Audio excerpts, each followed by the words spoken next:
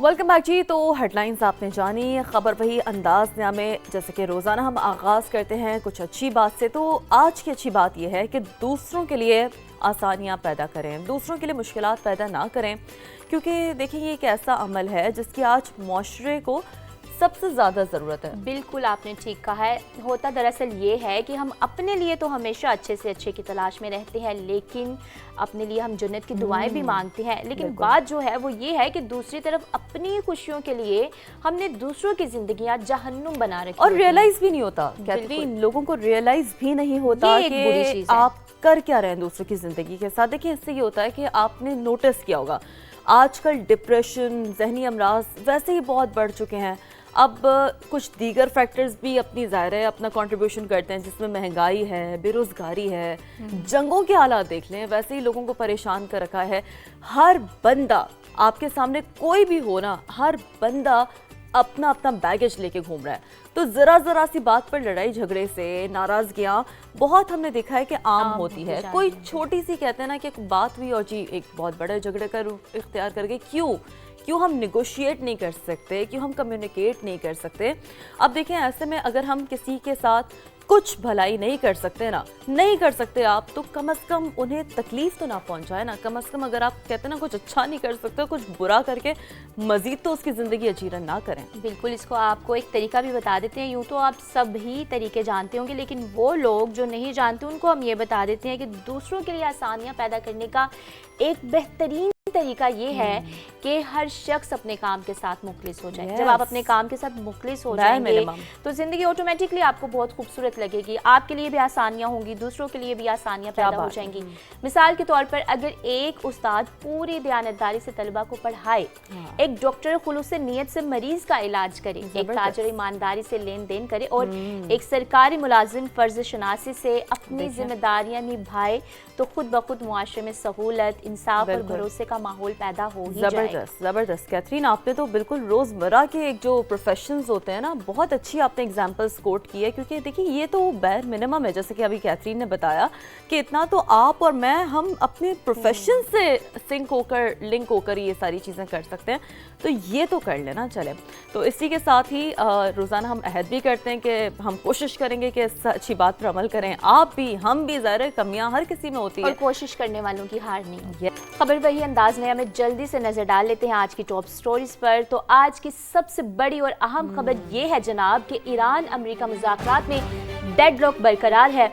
3 बड़े तनाज़ात जिनमें मुंजमद असासों की फौरी बहाली, $300 अरब की तामीराती फंड और पाबंदियों में फौरी नरमी शामिल है। ईरान चाहता है कि ये 3 मुतालबात पहले पूरे किए जाए, फिर बात आगे बढ़ाई जाए। बिल्कुल जी। तो क्या नैरेटिव है ईरान का, वो भी हम आपको प्रोग्राम में आगे चल के बताएंगे। लेकिन जी आपने हुर्मुज़ पर कशीदगी बरकरार है और अमेरिकी फौज ने एक बार फिर खलीज ओमान में तजारती जहाज पर हेलफायर मिसाइल से हमला किया है।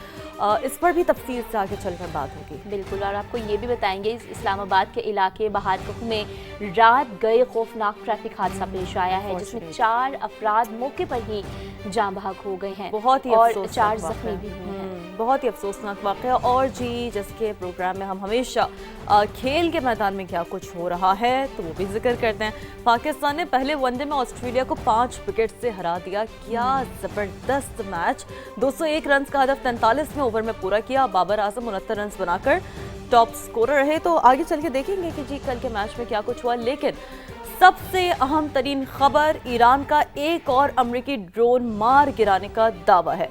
और आपको इस हवाले से बता रहे हैं कि अमेरिकी MQ-1 को ईरानी हुदूद में दाखिल होने पर मारा गया। ईरानी फौज की जानिब से रिपोर्ट किया जा रहा है अमेरिकी ड्रोन हसास मकामात की जासूसी कर रहा था। पासदारा ने इनकलाब की जानिब से ये कहा जा रहा है। तो इब्तदाई तौर पर जो मौक़िफ़ सामने आ रहा है इस ड्रोन गिराने के हवाले से, आपको एक बार फिर क्विकली बता देते हैं कि ईरान का एक और अमेरिकी ड्रोन मार गिराने का ये अहम तरीन दावा है। और ये देखिए ना कि फिर यही बातें होती कि फिर आगे चल के चीज़ें कहीं ना कहीं डेडलॉक का शिकार भी बनती हैं। तो दूसरी जानिब अमेरिकी सदर का दावा भी है कि ईरान के साथ मुआहदे के करीब है। अमेरिकी सदर का ये दावा है। बिल्कुल, आपको ये भी बता देते हैं कि सदर का दावा जो सामने आया है, सख्त मुज़ाकरात कर रहे हैं। मुआहदे की कोई जल्दी नहीं है, ट्रंप की जानिब से ये कहा गया है। जल्दबाजी में कोई पूरा मुआहदा नहीं करेंगे, ये भी उनकी जानिब से कहा गया है। उन्होंने कहा है कि आहिस्ता आहिस्ता यकीन के साथ मंजिल की जानिब बढ़ रहे हैं। मुआहदे पर दस्तखत होते ही आबनाए हुर्मुज़ खोल दी जाएगी, अमेरिकी सदर की जानिब से कहा गया। उन्होंने कहा कि ईरान ने एटमी हथियार ना खरीदने की भी यकीन दहानी कराई है। जो चाहते हैं वो ना मिला तो दीगर रास्ते इख्तियार करेंगे। अब खुदा ही जानता है कि वो जो दीगर रास्ते जिनकी वो बात कर रहे हैं वो क्या है। फिल वक्त उनके बयानात आपको और मज़ीद बता देते हैं। उन्होंने कहा है कि हमने ईरानी फ़ौज के मुकम्मल ढांचे को निशाना नहीं बनाया, ईरानी फ़ौज का एक हिस्सा निस्बतन इत्तदाल पसंद है। तो ये वो तमाम डे वन से ही बात करते हुए आए हैं कि भाई हमने सारी जो लीडरशिप है, जाहिर है जिनसे हमने मुज़ाकरात करने हैं, हमने वो क्वेश्चन बाकी रखा है। बट दैन अगेन कि इस तरह की जो चीज़ें हो रही होती हैं, इस तरह के जो बयानात हो रहे होते हैं, वो इस डेडलॉक को मज़ीद बढ़ा देते हैं। तो अमेरिकी सदर का कहना क्या था, आपको सुनाते हैं। अच्छा जी, अब हम अपने नाज़रीन की आसानी के लिए ज़रा आप लोगों को समझा देते हैं कि ईरान और अमेरिका के दरमियान 3 बड़े निकात पर इख्तिलाफ़ात बरकरार है। अरब मीडिया भी ये रिपोर्ट कर रहा है और अरब मीडिया के मुताबिक ईरान चाहता है कि किसी भी मुआहदे के ऐलान के साथ ही उसके जो मुंजमद असासे हैं वो फौरी तौर पर वापस किए जाएं, जबकि अमेरिका का मौक़िफ़ है कि ये अमल बतदरीज और एक तयशुदा शराइत पूरी होने की बुनियाद पर होना चाहिए। अच्छा, अब क्विकली आप लोगों को ये भी बताते हैं कि दूसरा जो मसला है जो अरब मीडिया भी रिपोर्ट कर रहा है वो तामीराती फ़ंड का है। यानी कि ईरान इब्तिदा में जो माली मुआवजे का मुतालबा कर रहा था, आप लोगों को याद होगा नाज़रीन, तहम अब उस मुतालबे को तामीराती फ़ंड का नाम दिया गया है। यानी कि वो इनिशियली वो जो मुतालबा था अब उसको तामीराती फ़ंड का नाम दिया जा रहा है, और जिसकी मालियत भी अगर क्विकली हम आपको बता दें तो वो तकरीबन 300 अरब डॉलर बताई जाती है। अब अमेरिका ने अब तक इस हवाले से किसी किस्म के अज़्म का या रजामंदी का इजहार नहीं किया। अच्छा, एक और तीसरा मसला भी है। बिल्कुल, तीसरा मसला भी आपको ज़रूर बताते हैं। पाबंदियों में नरमी कहा गया है, लेकिन ईरान मुतालबा कर रहा है कि पाबंदियां जो हैं उनमें नरमी दिखाई जाए। कम से कम इसके तेल और पेट्रोकेमिकल शोबे पर आयद पाबंदियां मुज़ाकरात के दौरान ही उठा ली जाए। लेकिन अमेरिका ने इस हवाले से भी कोई वाज़ेह यकीन दहानी नहीं कराई है। ईरान का कहना है कि जब उन तमाम मामलात पर इत्तफाक राय हो जाएगा और दोनों फरीक किसी मुश्तरका नतीजे पर पहुंच जाएंगे तो एक बाज़ाब्ता मुआहदे का ऐलान कर दिया जाएगा। अमेरिकी अखबार के मुताबिक सदर ट्रंप की मुजव्वज़ा तजावीज़ में पाकिस्तान ने किरदार अदा किया है। मीडिएशन का रोल तो पाकिस्तान निभा रहा है, ज़ाहिर से दोनों फरीक ही इंडोर्स कर रहे हैं, बड़े अच्छे से इंडोर्स कर रहे हैं। लेकिन जी क्विकली अब देखें, ये तो 3 अहम मसले थे जो अरब मीडिया ने भी रिपोर्ट की। हमने आपको बड़ा एक समरी कहता है ना, दरिया को कुज़म बंद करना, वो आप तक पहुंचा दिया। अब जो रीसेंट डेवलपमेंट है, यानी कि कल कुछ जो हुआ है, अमेरिकी फ़ौज का खलीज ओमान में तजारती जहाज़ पर हेलफायर मिसाइल से हमला। अब इस सिचुएशन पर भी थोड़ा सा बात करेंगे क्योंकि ईरान की बंदरगाह जाने वाले गैम्बिया परचम वाले बहरी जहाज़ को गैर फ़ाल किया गया। सेंटकॉम हुकाम ये कह रहे हैं इस वाक़े से मुतालिक कि ईरान की जानिब जाने वाले जहाज़ को 20 से ज़ायद वार्निंग्स जारी की गई। बताया कि ये नाकाबंदी की खिलाफ वर्जी है और अमले की अदम तामील पर हमने हेलफायर मिसाइल जहाज़ के इंजन रूम पर दाखिला है, ये उनका मौक़िफ़ है। आपको ये भी बता देते हैं कि अमरीकी अफवाज अब तक 5 तजारती जहाज़ों को गैर फाल कर चुकी है इन टोटल। बिल्कुल, ये टोटल आपको बता रहे हैं 116 जहाज़ों को मोड़ा गया है। ये करंटली वो स्ट्रेट ऑफ हॉर्मज़ की सिचुएशन है ना, जो हम आप लोगों को बता रहे हैं कि अभी तक जो हुआ है वो 116 जहाज़ हैं जो मोड़े गए हैं और ये एक हैपनिंग है। अब जी अमरीकी वज़ीर जंग का भी कुछ बयान आया है। ज़ाहिर है ये जब मामला ज़ोर पकड़ता है तो हम देखते हैं कि इस पर अमरीकी वज़ीर जंग भी एक ऑफिशियल स्टेटमेंट तो उनकी तरफ से आता है। वो ये कह रहे हैं कि ईरान से मुआहदा ना हुआ तो दोबारा जंग के लिए तैयार हैं, ईरान पर पहले से भी ज़्यादा शदीद हमले करेंगे। अमरीकी वज़ीर जंग की ये धमकी है। उन्होंने वाज़ेह किया कि ईरान के साथ डील अमरीकी मफादात सामने रख कर की जाएगी। वो डे वन से ये बात कर रहे हैं, हम पीट हेग्सेथ का जिक्र कर रहे हैं जो वज़ीर जंग हैं, और उन्होंने ये भी कहा है कि बहरी नाकाबंदी बरकरार है, आबना हुर्मज़ टैक्स फ्री और आज़ादाना इस्तेमाल होनी चाहिए। उनका क्या कहना था, इससे पहले भी हमने देखा क्या स्टेटमेंट्स उनके सामने आते रहे, लेकिन स्पेशली इस टाइम उन्होंने क्या कहा, ये सुनवाते हैं। اور دوسری جانب جناب اسرائیلی فوج کی جنوبی لبنان کے خلاف جارحیت جاری ہے. تازہ حملے میں طبی عملے کا رکن جاں بحق ہو گیا ہے. دوسری طرف حزب اللہ نے بھی شمالی اسرائیل پر مزید حملوں کا دعویٰ کیا ہے. لبنانی وزیر اعظم نے اسرائیلی حملوں کی شدید مذمت کی ہے اور کہا ہے کہ صہیونی فوج پورے خطے کو تباہ کرنے پر تلی ہوئی ہے.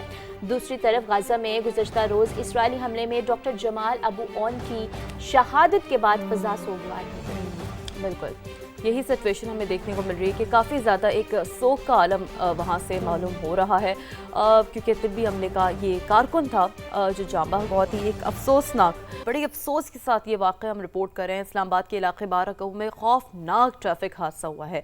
تیز رفتار گاڑی دیگر گاڑیوں اور موٹر سائیکلوں سے جا ٹکرائی ہے. ہمیشہ کی طرح یہ غفلت ہم دیکھنے کو ملتی ہے کہ تیز رفتاری کئی جانیں لے جاتی ہے. حادثے میں 4 افراد جاں بحق اور 4 شدید زخمی ہو گئے ہیں. حادثے میں جاں بحق 2 افراد کی شناخت ہو گئی ہے، محمد فضل اور عامر کے نام سے.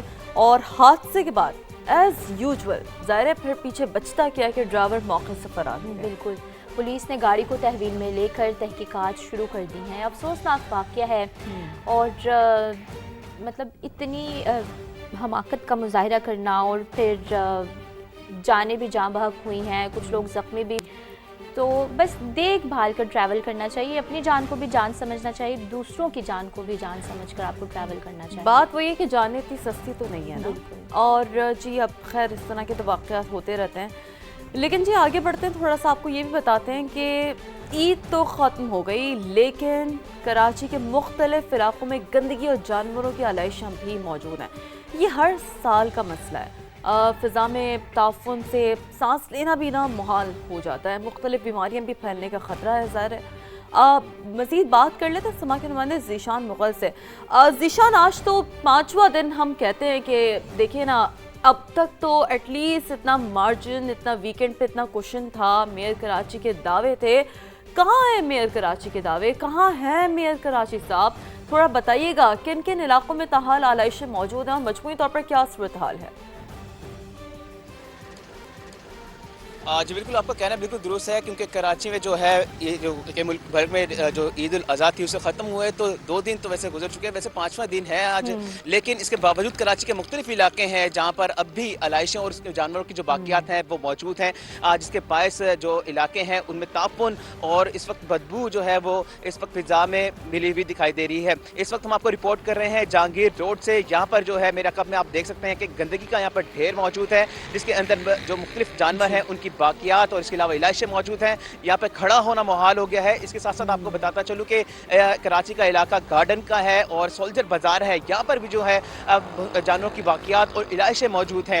شہری کافی زیادہ پریشان ہیں، شہری بار بار شکایتیں کرتے ہیں لیکن اس کے باوجود جو ہے جو متعلقہ ادارے ہیں وہ ان علاقوں کا رخ نہیں کرتے.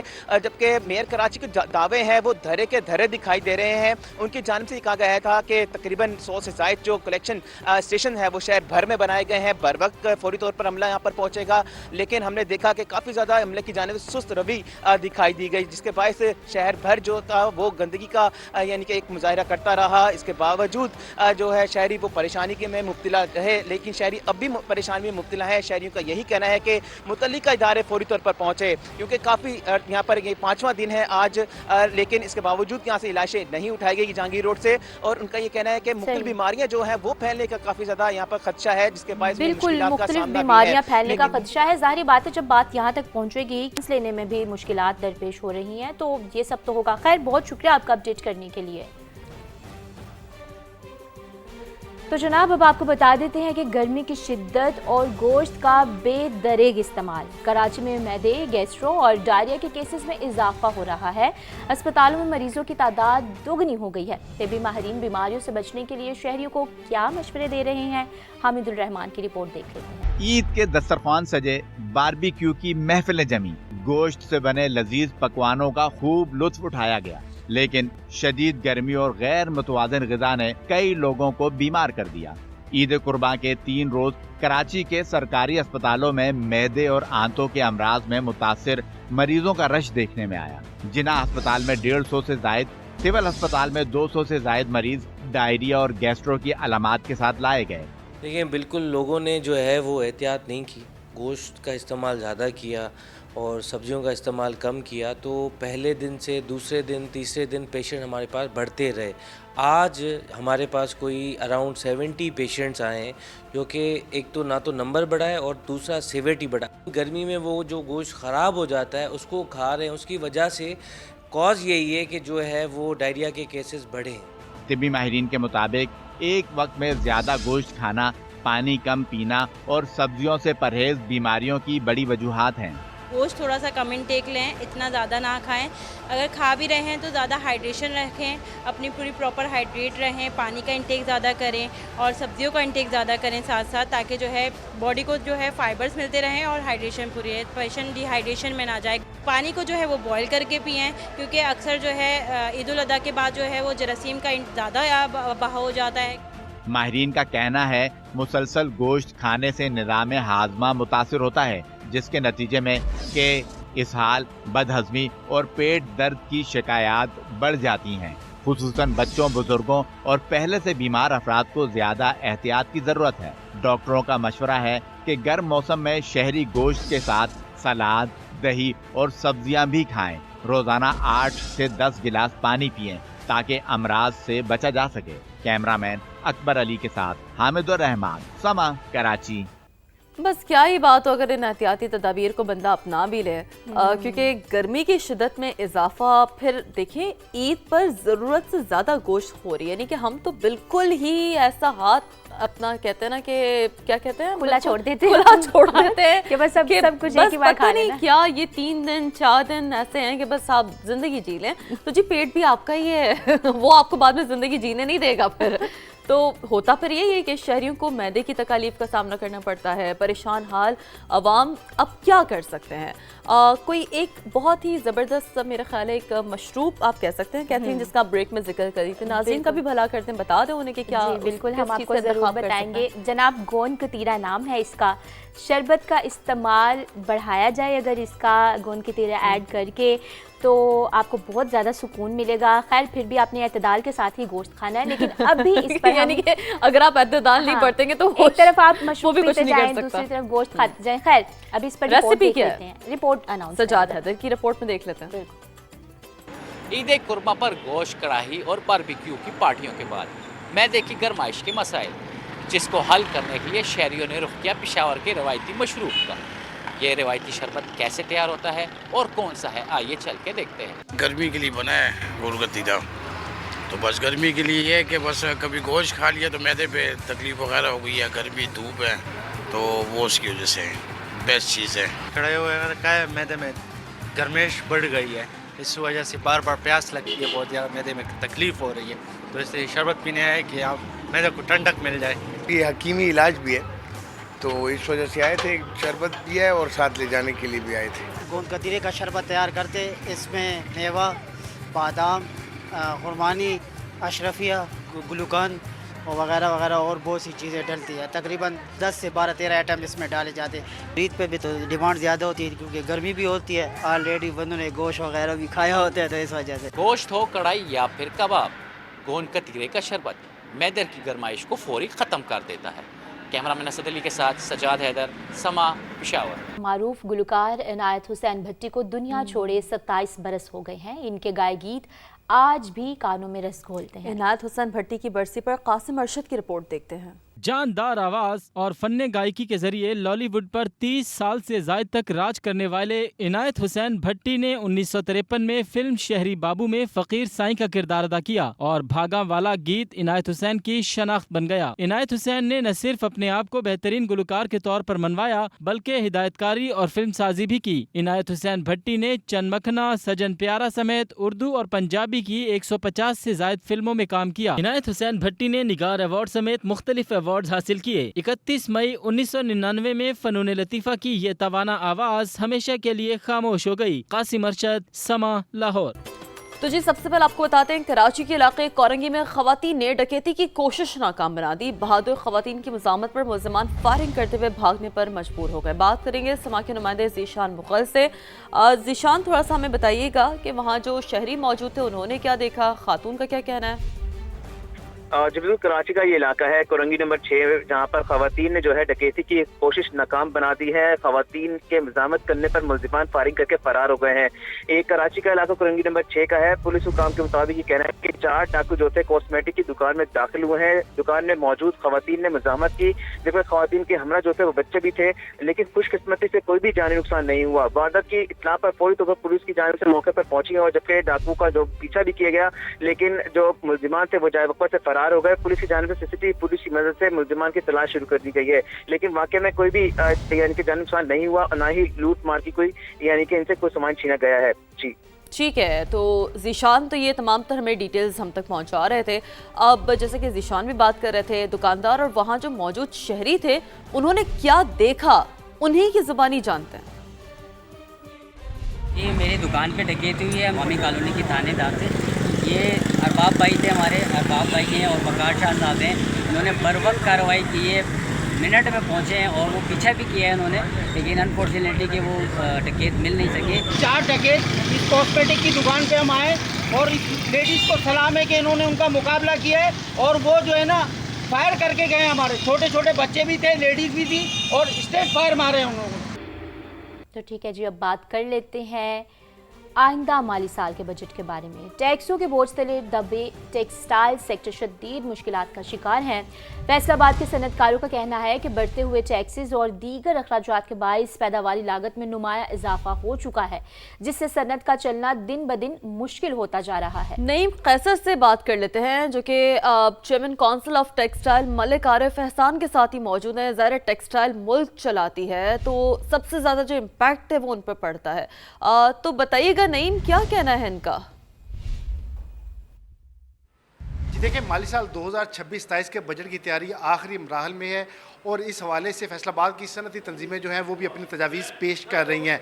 फैसलाबाद की जो इंडस्ट्री है वो इस वक्त बहरान की जद में है और बेशतर इंडस्ट्री जो है वो बंद है, तो एक टैक्सेस का बोझ है इंडस्ट्री के ऊपर, उसके साथ साथ एनर्जी की कीमतें ज़्यादा हैं। आरिफ एहसान मलिक साहब मेरे साथ मौजूद हैं, उनसे हम जानते हैं इस हवाले से उनका क्या कहना है। पाकिस्तान में जो टैक्सेशन है वो पूरी दुनिया में सबसे ज़्यादा है। कॉर्पोरेट टैक्स है, उसके बाद सुपर टैक्स है, उसके बाद आपका डिविडेंड पे टैक्स है, मिला जुला के 60% से ज़्यादा टैक्स बन जाता है। जो इंडस्ट्रीज़ टैक्स दे रही हैं उन पे मज़ीद टैक्स ना लगाएं, अदरवाइज़ जो इंडस्ट्री चल रही है वो भी बंद हो जाएगी। इतनी ज़्यादा टैक्सेशन के साथ आपने कमाना भी है, मज़दूरों को भी देना है, उनको भी आपने इंक्रीमेंट्स देनी है, तो हम समझते हैं कि हम इसमें बिल्कुल किसी किस्म की जो इजाफा है उसको मुस्तरद करेंगे और ये कहते हैं, रिक्वेस्ट करते हैं कि इसको कम किया जाए। इस वक्त कारोबारी तबका है, बिजनेस कम्युनिटी है, उसकी जानब से हुकूमत को तजावीज़ दी जा रही है कि नए टैक्स पेयर्स जो हैं उनको तलाश किया जाए, ना कि जो पहले टैक्स दे रहे हैं।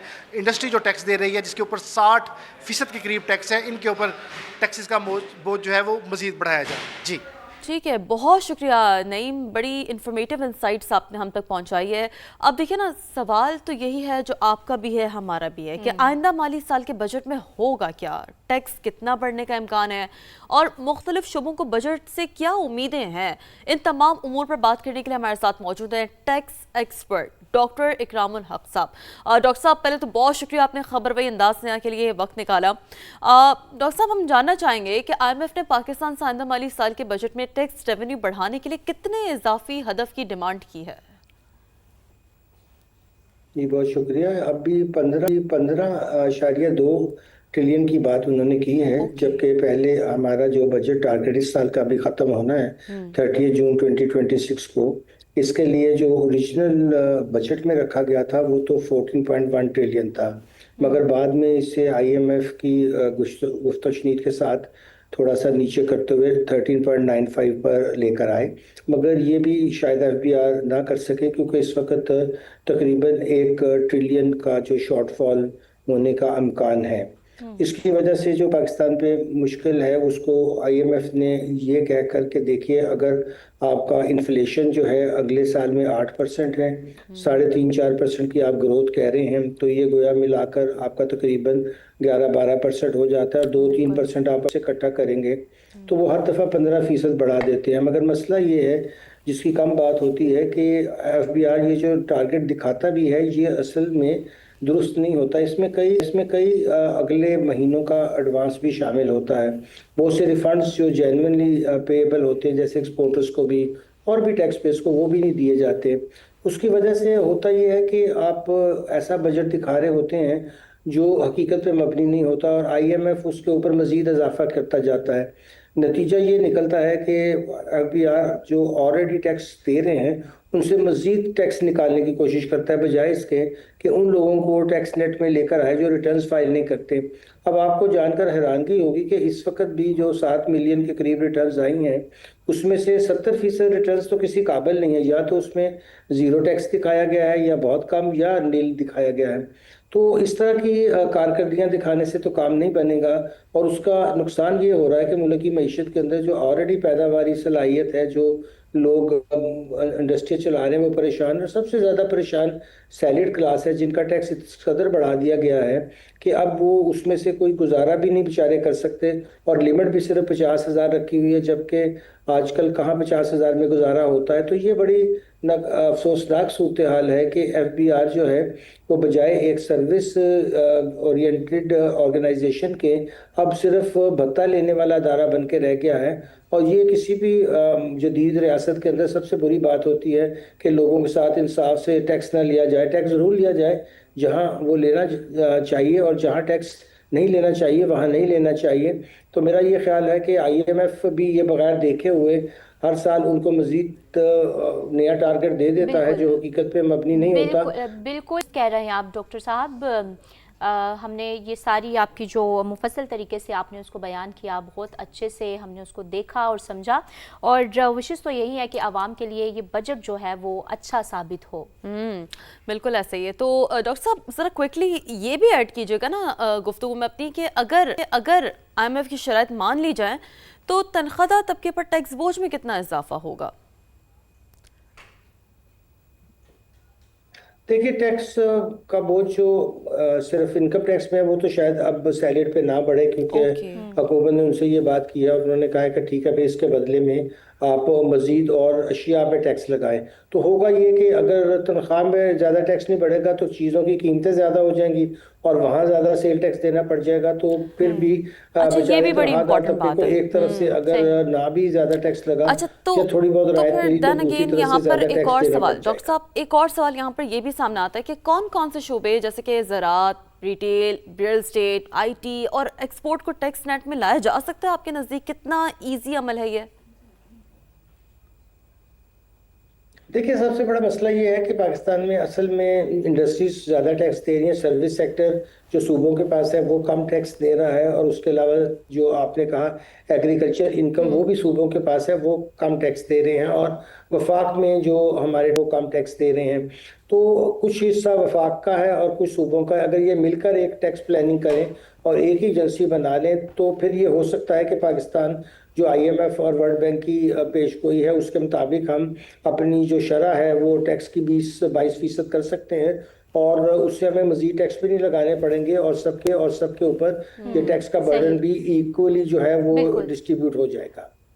ڈاکٹر صاحب یہ بھی آپ سے جاننا چاہتے ہیں ہم کہ مجوزہ ٹیکس اقدامات سے حکومت کو کتنی نئی آمدن ملنے کی توقع ہے، اور اس کا اثر عام صارف اور کاروباری طبقے پر کیا پڑے گا؟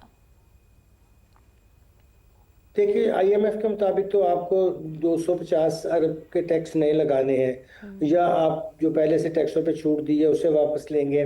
ہو سکتا ہے حکومت اس سے بھی زیادہ لگائے، اور اس کا نتیجہ یہ نکلے گا کہ آگے مہنگائی بہت زیادہ ہے، اور پیٹرولیم لیوی جو ہے وہ سب سے خطرناک ہے کہ اس کا ہدف آئی ایم ایف نے 1.7 ٹریلین کہا ہے، جبکہ اس کی وجہ سے جو مہنگائی ہو رہی ہے اس کی طرف توجہ نہیں ہے، اور وہ واحد ٹیکس ہے جو صوبوں کو نہیں جا رہا اور وفاق کی جیب میں جا رہا ہے، اور وہی سب سے بڑا مہنگائی کی اس وقت وجہ ہے۔ تو میرا خیال ہے کہ آنے والے دنوں میں جو یہ 1.7 ٹریلین کا وفاق کے اندر یہ پیٹرولیم لیوی ہے، یہ سب سے بڑا ٹیکس ثابت ہوگا۔ ایبسلیوٹلی، بہت بہت شکریہ۔ ٹیکس ایکسپرٹ ڈاکٹر اکرام الحق صاحب ہمارے ساتھ موجود تھے اور بڑا ہی کمپریہنسولی ایکسپلین کیا کہ کیا کچھ امپیکٹ دیگر سیکٹر سے پڑ سکتا ہے۔ تو جی پاکستان اور آئی ایم ایف کے درمیان مذاکرات میں ایک اہم پیش رفت ہوئی ہے۔ ایف بی آر کا سالانہ ٹیکس ہدف دوسری بار کم کر دیا گیا ہے، مگر 1100 ارب روپے سے زائد کمی کے باوجود محصولات کے اہداف پورے نہیں ہو سکے ہیں۔ عوام پر نت نئے ٹیکسوں کا بھاری بوجھ لادنے والا FBR ریونیو اہداف حاصل کرنے میں مسلسل ناکام۔ FBR کو روامہ محصولات میں 185 ارب روپے سے زائد کمی کا سامنا۔ ذرائع کے مطابق مئی 2026 میں ہدف 1150 ارب روپے تھا، تاہم اب تک صرف 966 ارب روپے ٹیکس جمع ہو سکا۔ مزید وصولیوں کی امید میں اتوار کو بھی دفاتر کھلے رکھنے کا فیصلہ کیا گیا ہے۔ IMF کے ساتھ مذاکرات میں بھی اہم پیش رفت۔ FBR کے سالانہ ٹیکس ہدف میں دوسری بار کمی کر دی گئی۔ 14,131 ارب روپے کا اصل ہدف پہلی مرتبہ کم کر کے 13,979 ارب روپے کیا گیا۔ اب مزید کمی سے یہ حجم 13,005 ارب روپے رہ گیا ہے۔ مجموعی طور پر 1,126 ارب روپے کی بڑی کمی کے باوجود FBR ٹیکس اہداف پورے نہ کر سکا۔ مالی سال کے ابتدائی 11 ماہ میں پہلے نظر ثانی شدہ ہدف کے مقابلے میں 866 ارب روپے کا شارٹ فال رہا۔ اگرچہ دوسری نظر ثانی کے بعد FBR شارٹ فال صرف 25 ارب روپے رہ جانے کا دعویٰ کر رہا ہے، لیکن ریونیو اہداف کے حصول میں بار بار ناکامی ادارے کی کارکردگی پر بڑا سوالیہ نشان ہے۔ ذرائع کے مطابق جولائی سے مئی تک انکم ٹیکس کی مد میں 5,602 ارب روپے، سیلز ٹیکس سے 4,215 ارب، فیڈرل ایکسائز ڈیوٹی سے 744 ارب روپے، جبکہ کسٹمز ڈیوٹی کی مد میں 1,220 ارب روپے حاصل کیے گئے۔ اس دوران 550 ارب روپے کے ریفنڈز بھی جاری ہوئے۔ نئے مالی سال کے لیے FBR کا ٹیکس ہدف بڑھا کر 15,267 ارب روپے رکھنے کی تجویز زیر غور ہے۔ تو جو بات کر لیتے ہیں فیصل آباد میں وزیر اعلیٰ پنجاب وومن ڈیولپمنٹ پروگرام کے تحت 400 لڑکیوں کو روزگار کے مواقع فراہم کر دیے گئے ہیں۔ ہنر سیکھ کر خود مختار بننے والی نوجوان خواتین اس موقع پر بے حد خوش دکھائی دی ہیں۔ بالکل، ان کی خوشی کا اندازہ پھر ردا سندھو سے ہی لگوا لیتے ہیں۔ جی ردا، بتائیے کیا کہنا تھا ان کا؟ جی بالکل، وزیر اعلیٰ پنجاب ویمن ڈیولپمنٹ پروگرام کے تحت لڑکیوں کو خود مختار اور ہنرمند بنانے کا جو پروگرام تھا، اس کے تحت 400 سے زائد فیصل آباد کی لڑکیاں ہیں جن کو مختلف کورسز کروائے گئے ہیں اور آج انہیں اپوائنٹمنٹ لیٹرز بھی دیے گئے ہیں، جابس فراہم کر دی گئی ہیں۔ میرے ساتھ موجود ہیں۔ جی مجھے بتائیے گا، آپ نے کون سا کورس کیا تھا اور جاب مل گئی آپ کو؟ میں نے کوالٹی انسپیکٹر کا کورس کیا تھا اور ماشاءاللہ وہ بہت اچھا سے میرا ہوا ہے اور آج مجھے سرٹیفکیٹ بھی اس کا مل گیا ہے۔ انشاءاللہ اب میں آگے جاب بھی سٹارٹ کروں گی۔ امپلائمنٹ لیٹر مل گیا، میرے فادر نہیں ہے اور میں اپنی فیملی کے لیے کچھ کر سکوں گی، مجھے سرٹیفکیٹ ملا ہے، الحمدللہ میں بہت خوش۔ جی بالکل، لڑکیاں بہت خوش بھی ہیں اور ہنرمند ہونے پر، خود مختار ہونے پر نہ صرف یہ کہ اپنی فیملی کے لیے کنٹریبیوٹ کرنا چاہ رہی ہیں بلکہ اس کے ساتھ ساتھ وہ اس ملک کی ترقی میں بھی اپنا اہم کردار جو ہے وہ ادا کر سکتی ہیں۔ جی اچھا جی، بچے جنہیں ماحول چاہیے ہوتا ہے کھیل کود کے لیے لیکن وہ گھروں میں قید ہے۔ خوف کیا ہے جی؟ کتے۔ لاہور کی امامیہ کالونی میں خوف کا ماحول ہے۔ گلی محلوں میں کھیلنے والے معصوم بچے آوارہ کتوں کے ڈر سے گھروں میں قید ہو کر رہ گئے اور چند روز کے دوران کتوں کے حملوں میں 8 سال کی بچی بھی جاں بحق جبکہ 11 بچے، کل 11 بچے زخمی ہوئے ہیں۔ بہت ہی افسوسناک واقعہ ہے۔ اس پر رپورٹ تیار کی ہے سامیہ سعید نے، وہ دیکھ لیتے ہیں۔ ڈاکٹر وغیرہ چیک نہیں کرنے آتے تھے، ڈاکٹر باہر سے دور سے پوچھ کے چل جاتے تھے، وہ بس یہ انتظار کر رہے تھے بچی اب مر جائے اب مر جائے، تو انہوں نے انجیکشن لگا کے میری بیٹی کو ڈیتھ کر دی۔ یہ 8 سال کی ایشل کے والد ہیں جن کی بچی امامیہ کالونی میں آوارہ کتوں کے کاٹنے سے شدید زخمی ہوئی۔ میو ہسپتال میں کئی دن علاج ہوا لیکن جانبر نہ ہو سکی، ننھی کلی دنیا سے رخصت ہو گئی۔ 2 منٹ بھی نہیں گزرے انجیکشن لگاتے ہی میری بیٹی اسی ٹائم منہ سے جھاگ نکلنے لگ گئی، کالا سیاہ ہو گیا رنگ اس کا، ہونٹ بھی نیلے ہو گئے، پیر ہاتھ، اسی ٹائم مر گئی۔ ایشل کی موت کے بعد بھی امامیہ کالونی کی قسمت نہ بدل سکی۔ آج بھی آوارہ کتے گلیوں میں دندناتے پھر رہے ہیں اور معصوم بچے ان کا شکار بن رہے ہیں۔ آوارہ کتے ادھر کافی ہیں لیکن یہاں کی انتظامیہ جو ہے وہ سوئی ہوئی ہے، کتے ادھر دندناتے پھر رہے ہیں۔ امامیہ کالونی میں صرف اسی ہفتے آوارہ کتوں کے کاٹنے سے 11 بچے زخمی ہوئے۔ ان اعداد و شمار کے پیچھے درد، خوف اور آنسوؤں کی داستان چھپی ہے جو شاید انتظامیہ کو نظر نہیں آ رہی۔ ہماری مریم نواز صاحبہ سے اپیل ہے کہ وہ ادھر ذرا ایکشن لیں، ادھر نوٹس لیں۔ سما کی ٹیم امامیہ کالونی پہنچی تو علاقہ مکینوں نے شکایات کے انبار لگا دیے۔ ہمارے بچوں کو کتوں سے بچاؤ، ہمارے بچوں کو کتوں سے بچاؤ۔ علاقہ مکینوں کا صرف ایک مطالبہ ہے کہ بچوں کو خوف نہیں تحفظ دیا جائے۔ 8 साल की ईशल तो दुनिया से चली गई, मगर इसकी मौत कई सवाल छोड़ गई कि आखिर इंतजामिया ख्वाब गफलत से जाग कर शहरियों को तहफ़्फ़ुज़ फराहम करेगी। यहाँ के लोगों की हुकूमत पंजाब से, खास तौर पर सीएम पंजाब मरियम नवाज से यही अपील है कि इस जानिब नोटिस लिया जाए आखिर कब तक नन्हे बच्चों की जान इन आवारा कुत्तों के काटने से जाती रहेगी। कैमरामैन अहमद रजा के साथ सामिया सईद, समा, लाहौर। इसी वाक़े पर आगे बात करेंगे। लाहौर में अमामिया कॉलोनी के मकीनों ने वज़ीर आला से नोटिस लेने की अपील की है। कहते हैं कि कुत्तों के पैदल पे वार हमलों के बावजूद कोई सुनवाई नहीं हो रही। तो सामिया सईद ने ही रिपोर्ट हमें दिखाई थी, उन्हीं से उन बच्चों के हमरा जो मौजूद हैं, जो हालिया दिनों में कुत्तों के हमलों का निशाना बने हैं, उनसे बात कर लेते हैं। बताइए सामिया, क्या कहना है अहले खाना का? जी बिल्कुल, इस वक्त मैं इमामिया कॉलोनी के करीब मतीन गार्डन में मौजूद हूँ। यहाँ पर नन्हे बच्चों पर आवारा कुत्तों के हमले जो हैं वो हम अपनी आंखों से भी देख सकते हैं, क्योंकि जब मैं इस इलाके में आई तो यहाँ पर दर्जनों आवारा कुत्ते यूं ही दंदनाते हुए मैंने खुद यहाँ पर देखे। इस वक्त मेरे साथ जो फैमिलीज़ मौजूद हैं, जो दो नन्ही बच्चियाँ मौजूद हैं, ये एक 6 साल की बच्ची मेरे साथ मौजूद है। हम इनके वालिद से जानने की कोशिश करते हैं। मैं बैठा हुआ था तो इधर से कुत्ता आया, काट के चला गया, इस तरफ भाग गया। जी बिल्कुल, यहाँ पर सूरत हाल आप देख सकते हैं कि बच्चे क्या अब अपने घरों में भी महफूज नहीं है कि जैसे ही वो अगर बाहर झांके भी तो उनको क्या आवारा कुत्ते यूँ काट जाए। मुझे बताएं, 6 साल की बच्ची है, इसको भी आज ही क्या कुत्ते ने? जी शुक्रिया आपका। ये बच्ची को सुबह ये बच्ची को काटा है, एक बुजुर्ग तो उनको काटा है, तो ये पागल वारा कुत्ते हैं जो बच्ची को काट रहे हैं।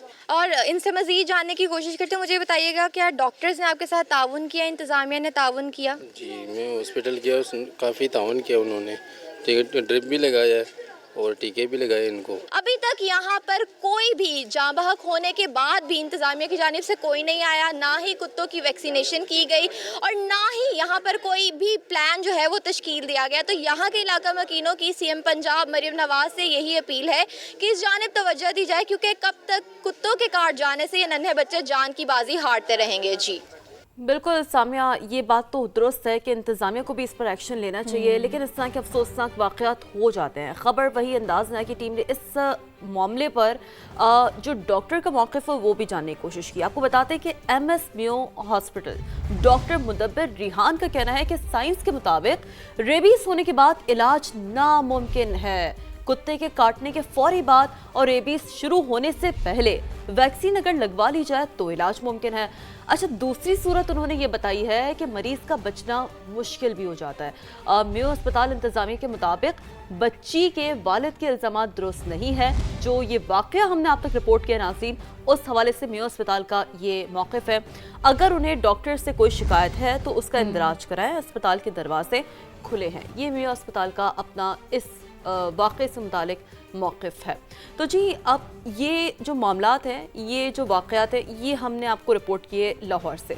अब कराची की भी सूरत हाल कुछ मुख्तलिफ तो है नहीं। कराची में भी रेबीज़ का एक और केस रिपोर्ट हुआ है। अली गोट न्यू कराची का 14 साल का अली फहाद रेबीज़ के बाइस जान की बाजी हार गया। और रवां बरस अगर हम रेबीज़ से जाँ बहक अफराद की तादाद की बात कर लें, कोई स्टैट्स, तो 10 हो गई है ये तादाद। इस पर हामिदुल रहमान ने रिपोर्ट तैयार की है, उनकी रिपोर्ट देख लेते हैं। कराची में आवारा कुत्तों की बहुतायत, एक और नौजवान शिकार बन गया। कुत्ते के काटने से न्यू कराची का 14 साल का फहद इंतकाल कर गया। डॉक्टर्स के मुताबिक लड़के को 3 माह कबल कुत्ते ने काटा। सरकारी अस्पताल ने वैक्सीन भी लगाई। रेबीज के बायस 26 मई को जिना अस्पताल लाया गया, लेकिन फहद जांबर ना हो सका। ये 14 साल का बच्चा हमारे पास लाया गया। जब हमने हिस्ट्री ली तो इन्होंने बताया हमें कि जो अब्बासी शहीद है वहाँ से हमने इसकी पूरी वैक्सीनेशन करवाई, लेकिन जब हमारे पास प्रेसिडेंट हुआ और हमारी जो टीम थी, न्यूरो टीम जो पर्टिकुलरली इन केसेस को देखती है, उन्होंने इसको रेबीज़ लेबल किया और 26 तारीख को ये पेशेंट हमारे पास आया। 26 तारीख को ही इस 14 साल के बच्चे की डेथ हुई हमारे पास। शहर में 20,000 से ज्यादा कुत्ते के काटने के केसेस रिपोर्ट हो चुके हैं। रेबीज के बायस जिना अस्पताल में 4 और इंडस अस्पताल में 6 अमवात रिपोर्ट हो चुकी हैं। चंद रोज कबल वजीर आला सिंध की जेर सदारत इजलास में महकमा सेहत सिंध ने रिपोर्ट पेश की थी, जिसमें 4 माह के दौरान 85,000 कुत्ते के काटने के केसेस की तस्दीक की गई। कैमरामैन अकबर अली के साथ हामिदुर रहमान, समा, कराची। अच्छा जी, ये तो हो गई ना क्रिकेट की बात, लेकिन फुटबॉल ग्राउंड में क्या हुआ है? हार्डली हमने इस तरह की चीज़ इससे पहले देखी हो या विटनेस की हो, या शायद उसका मोमेंटम कम रहा हो। PSG ने इंटर मिलान को 5-0 से शिकस्त देकर चैंपियंस लीग का टाइटल तो जीत लिया जनाब। अब पेरिस में PSG की फतह का जश्न हंगामा आराई और जलाओ घिराव में तब्दील हो गया। ये विजुअल्स आप देखें, फुटबॉल शायकीन की पुलिस से पहले झड़पें हुई, कई गाड़ियों को उन्होंने आग लगाई। हंगामा आराई करने वालों से निपटने के लिए पुलिस ने भी आंसू गैस की शेलिंग की और लाठी चार्ज का इस्तेमाल किया, जैसे कि देखा जा सकता है। अच्छा, अब उस दौरान 81 अफराद को गिरफ्तार भी कर लिया गया। और फ्रांसीसी वज़ीर दाखिला का क्या कहना है इस हवाले से, ये भी आपको बताते हैं कि इंतहाई मजबूत और मौसर सिक्योरिटी निज़ाम नाफिज किया गया था। गुज़िश्ता साल भी उसके बावजूद भी हमने ये सिनेरियो देखा है। तो गुज़िश्ता साल भी जैसे कि आप बात करी थी PSG की लेकिन कामयाबी उसका के बाद इतना इम्पैक्ट नहीं था कैथरीन। वो तो इस बार तो बिल्कुल ही हमने देखा कि बहुत ज़्यादा उन्होंने भी तो इंडोर्स किया ना कि मुख्तलिफ इलाकों में हंगामे हुए थे, इसीलिए हमने सिक्योरिटी हाई अलर्ट स्टिल ये सिचुएशन देखने को मिली है। लेकिन जी चलिए, ये तो हो गई खेल की बात। अब जी सबसे अहम तरीन इशू जिसके लिए आज का दिन कमेमोरेट किया जाता है, और वो ये है कि पाकिस्तान समेत दुनिया भर में आज इंसदादे तंबाकू नोशी का दिन मनाया जा रहा है। आलमी इदारे सेहत के मुताबिक पाकिस्तान में 32% मर्द और 6% खवातीन तंबाकू नोशी में मुब्तला है। बिल्कुल, हर साल 1.5 लाख से ज़्यादा पाकिस्तानी इस खतरनाक लत की वजह से हलाक हो जाते हैं। इस्लामाबाद से उमर आसिफ की रिपोर्ट देखते हैं इस पर। दुनिया में तंबाकू नोशी से तबाहकारियां जारी। आलमी इदारे सेहत के मुताबिक तंबाकू पीने से दुनिया भर में हर साल 70 लाख अफराद हलाक हो जाते हैं, जिनमें 1,64,000 पाकिस्तानी हैं। पाकिस्तान में तंबाकू नोशी करने वालों की तादाद 3 करोड़ 22 लाख से ज्यादा। 2 करोड़ अफराद सिगरेट पीते हैं। रिपोर्ट के मुताबिक हर साल 10 से 14 साल के तकरीबन 4.5 लाख पाकिस्तानी बच्चे सिगरेट नोशी की लत का शिकार हो रहे हैं। तिब्बी माहिरीन का तंबाकू नोशी से बचने के लिए सेहतमंदाना सरगर्मियों पर जोर। सिगरेट पीने से सुकून मिलने की बात को फजूल करार दे दिया। एक मिथ जो है वो चलती है कि तंबाकू जो पीने वाले लोग हैं वो ये समझते हैं कि हमें ज़हनी सुकून इससे मिलता है। आपको जो हेल्दी एक्टिविटीज़ हैं, जिस्मानी वर्जिशें हैं, या आपको जो है स्पोर्ट्स में आप इन्वॉल्व रहें, और या जो आपके जो रूटीन के कामकाज हैं उनकी तरफ ध्यान दें। WHO के मुताबिक पाकिस्तान को तंबाकू की सनत से हर साल महज 265 अरब टैक्स मिलता, लेकिन मुल्क की मईशत को 1800 अरब रुपए सालाना का नुकसान होता है। आलमी इदारे ने सिफारिश की है कि पाकिस्तान को तंबाकू नोशी की हौसला शिकनी के लिए सिगरेट पर टैक्स मजीद बढ़ाना होंगे। कैमरामैन इसरार सलीम के साथ उमर आसिफ, समा इस्लामाबाद।